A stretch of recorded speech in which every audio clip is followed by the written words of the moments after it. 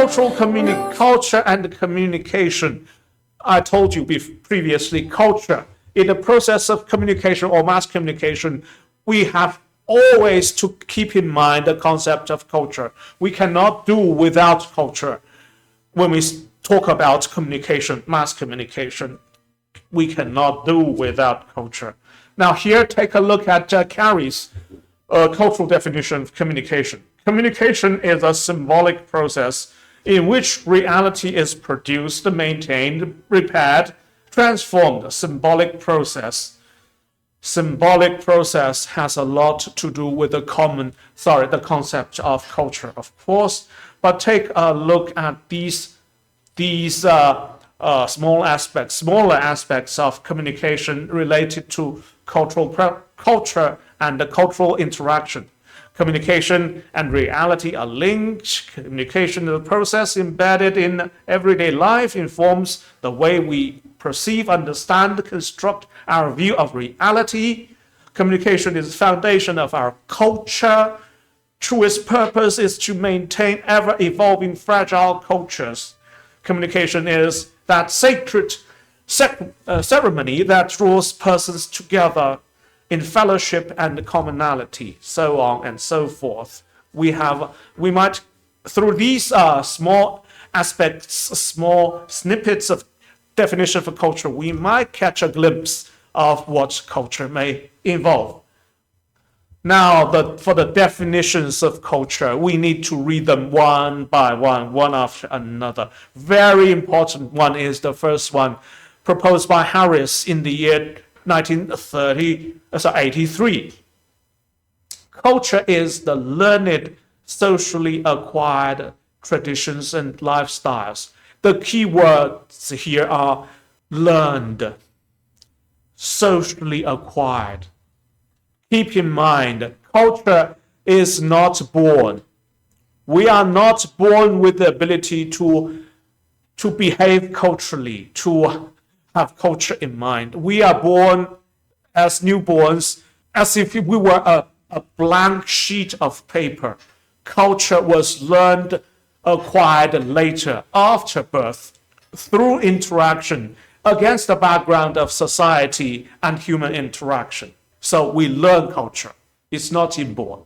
And of course, the forms involves traditions and lifestyles, including their patterned, repetitive ways of thinking, feeling, acting. Culture is all about human beings, the way we act, the way we think and feel.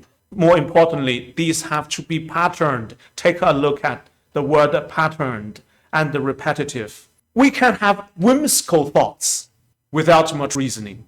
For those impulsive ones, not repeated, not patterned thoughts or ideas or behaviors, we cannot call them culture.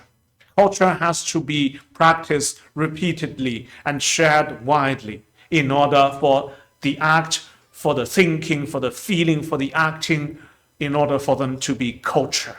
I want to drink coffee during the break. It's not culture. It's a desire. It's a wish. Okay, it happens according to my personal feelings, according to what I think, what I wish, what I like.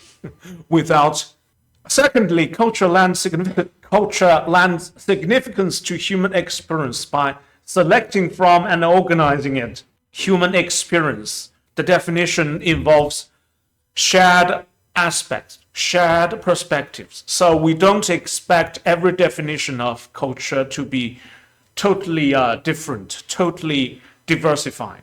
And thirdly, the medium. Culture is the medium. Now, the emphasis is shifted on the media side. Okay, medium evolved by humans to survive. Here, medium is applied in this definition widely, more broadly than the medium or the media we mentioned when we talk about mass communication or mass media. Culture is the medium, culture is the means. Basically, media means means, okay, or way or method, conduit. Evolved by human beings to survive. Nothing is free from cultural influence. Nothing is free from cultural influence. Nothing we do Nothing we act, nothing we think is free from cultural influence. It is the keystone in civilization's arc and is the medium through which all life events must flow. We are culture. Human beings are culture. Peoples are culture. We are the personification of culture. Lastly, culture is historically transmitted pattern, history. Okay, another aspect of culture. Culture does not happen in a vacuum, irrespective of time and space. In fact, culture happens exactly in time and space.